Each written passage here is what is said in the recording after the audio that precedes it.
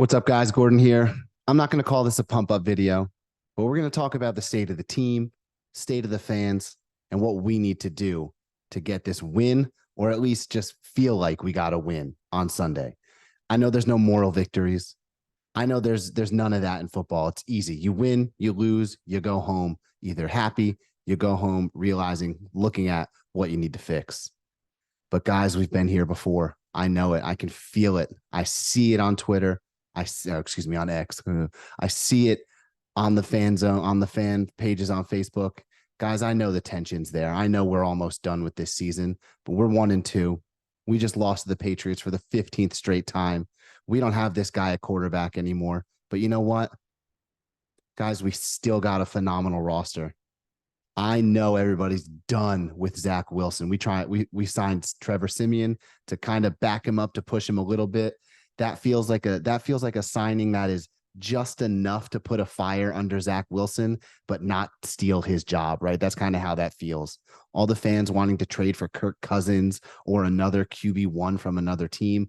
I don't know where we're getting that. I don't see that. JD's never been a short-term rental kind of guy. Woody came out, said it's not in the budget.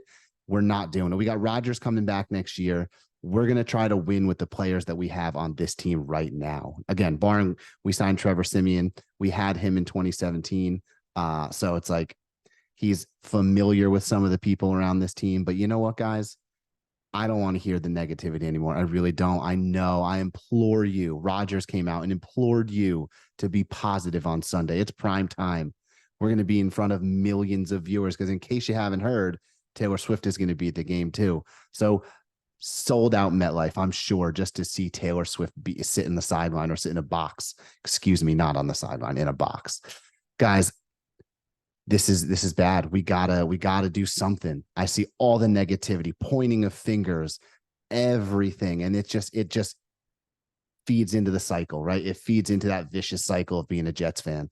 I know. I've been a Jet fan my entire life. I know how we feel right now. We came into this season thinking it was going to be different, right? We got Aaron fucking Rodgers. We got a phenomenal elite defense. And then what happens on that fourth play of the Buffalo game? It all comes crashing down, right? But you know what? The team rallied back. We beat the Buffalo Bills.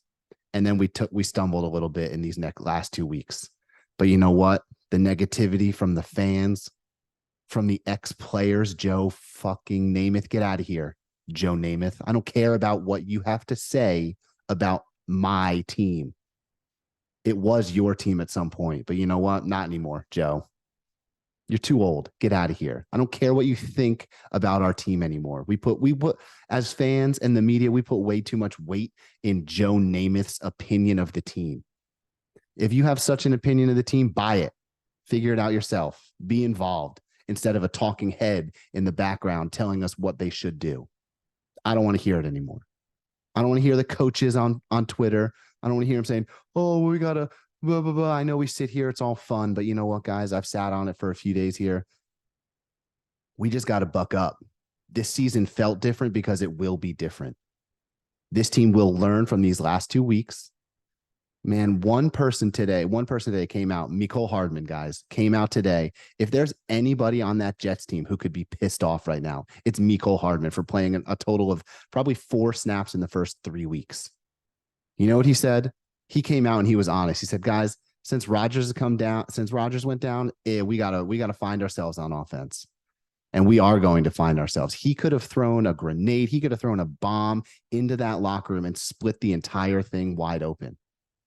But you know what? The cracks were starting to show after that Patriots game, during that Patriots game. Sideline eruptions, players coming out, talking. And you know what? They were starting to show. And then Aaron Rodgers on Pat McAfee Tuesday, man, I'm telling you, he's going to be the glue to put this team back together, and then the player to change the entire course of it in its history. Whether or not he's playing, whether or not he's on the sideline in that capacity right now, guys, he's going to be the one, right? You know, he had to be talking to that team because he said he didn't like what he saw on the sideline. He didn't like the offense fracturing like that. And you know what? He's been around the league for so long. He knows when the fractures are starting to show. This coaching staff, we've all thought, is the coaching staff that's going to take us there. And I believe it is. I really do. I don't know. I know I might be crazy. I've been overly optimistic. Believe me, I've been the highest of the high with this team, and I've been the lowest of the low.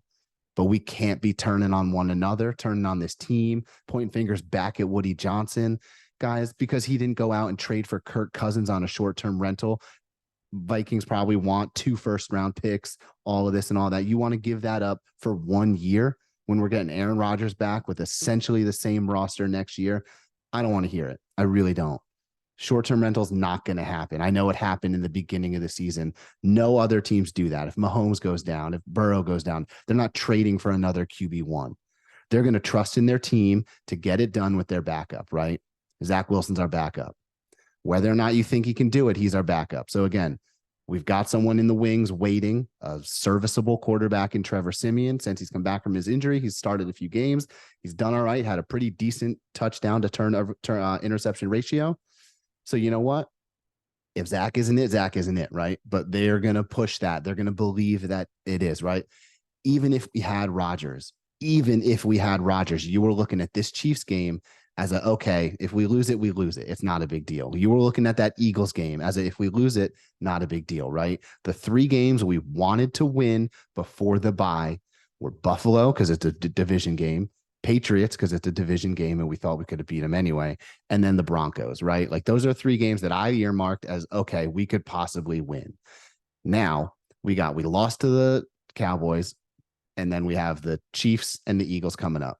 So again, before this bye, I want to see us go into this bye. I'm happy if we're 3-3. I don't know if we're getting there because we're 1-2 sitting back right now.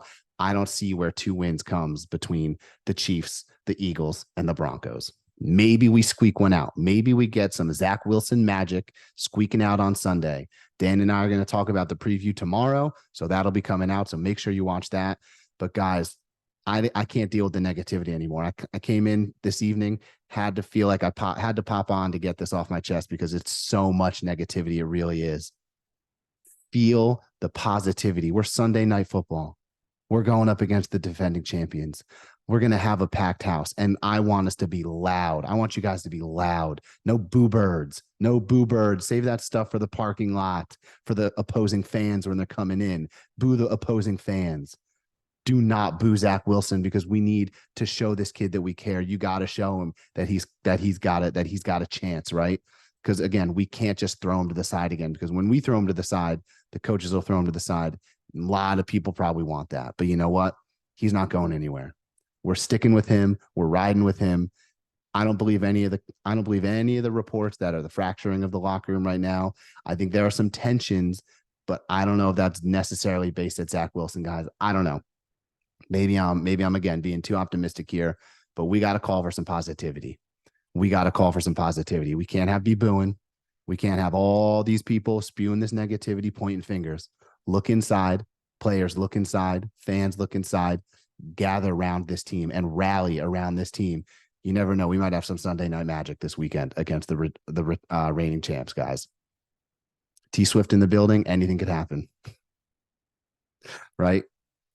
All right, guys, that's it. Just wanted to come out and say that because I have been seeing so much around this team about negativity. We were never going out and trading for a big QB1. I'm sorry, it's not happening. Trevor Siemian is probably, again, the most serviceable one that we could have gotten that maybe would have taken us somewhere. I saw a lot of Carson Wentz people going out there. Carson Wentz would get hurt on the 4th play again, just like Rodgers did. Like I don't need Carson Wentz on our team. Trevor Siemian, again, maybe same thing. Maybe he gets hurt again. I don't know, but I feel he's a quarterback who they brought in to light a fire under Zach, who's not going to get that job right away. And Zach's not going to feel that pressure, or not too much pressure, but have a little bit of pressure to kind of push himself a little bit.